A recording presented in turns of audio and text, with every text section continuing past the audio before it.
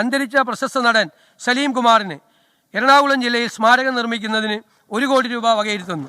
സലീം കുമാറിന്റെ പേരിൽ ഒരു സ്മാരകം നിർമ്മിക്കാൻ വേണ്ടി 1 കോടി രൂപയാണ് സർക്കാർ വകയിരുത്തിയിരിക്കുന്നത്.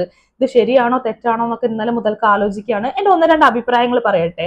പല ആളുകളുടെയും വിചാരം ഈ സ്മാരകം എന്ന് വെച്ച് കഴിഞ്ഞാൽ ഒരു പ്രതിമയാണെന്നാണ്. ആക്ച്വലി സ്മാരകത്തിന്റെ പ്രതിമ എന്ന് മാത്രമല്ല അർത്ഥമുള്ളത്. സ്മാരക മന്ദിരമായിരിക്കാം, മ്യൂസിയം ആയിരിക്കാം, സാംസ്കാരിക കേന്ദ്രമായിരിക്കാം, അങ്ങനെ പലതും ആയിരിക്കാം. എന്തായാലും ശരി, അതിന്റെ രൂപം എന്തായാലും അതൊന്നും അല്ല വിഷയം. സർക്കാരിന്റെ മുൻഗണന, അതാണ് പ്രധാന വിഷയം. ഇപ്പം സലീം കുമാറിനെ പോലൊരു നടനെ, അദ്ദേഹത്തെ ഓർമ്മിക്കാൻ വേണ്ടിയിട്ട് ഒരു സ്മാരകം ഉണ്ടാക്കി വെക്കേണ്ട ആവശ്യമൊന്നും മലയാളികൾക്കില്ല. കാരണം കാലത്തിനും അതീതമായിട്ടുള്ള കഥാപാത്രങ്ങൾ ചെയ്ത വ്യക്തിയാണ് സലീം കുമാർ. അടുത്ത തലമുറയ്ക്കും സലീം കുമാറിനെ അറിയാൻ പറ്റും, മനസ്സിലാക്കാൻ പറ്റും, കഥാപാത്രങ്ങൾ അവർ ആസ്വദിക്കുകയൊക്കെ ചെയ്യും.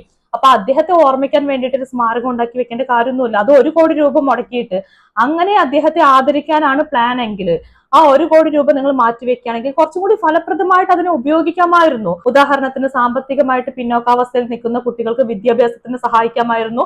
സാംസ്കാരിക രംഗത്ത്, കലാരംഗത്തൊക്കെ ഉന്നമനത്തിനായിട്ട് ഉപയോഗിക്കാമായിരുന്നു. കലാകാരന്മാരുടെ ക്ഷേമ പദ്ധതിക്കായിട്ട് ഉപയോഗിക്കാമായിരുന്നു.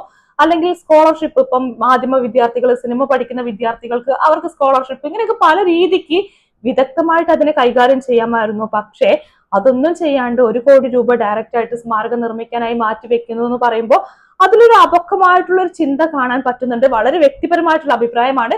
നിങ്ങൾക്ക് നിങ്ങളുടെ അഭിപ്രായങ്ങളും പറയാം.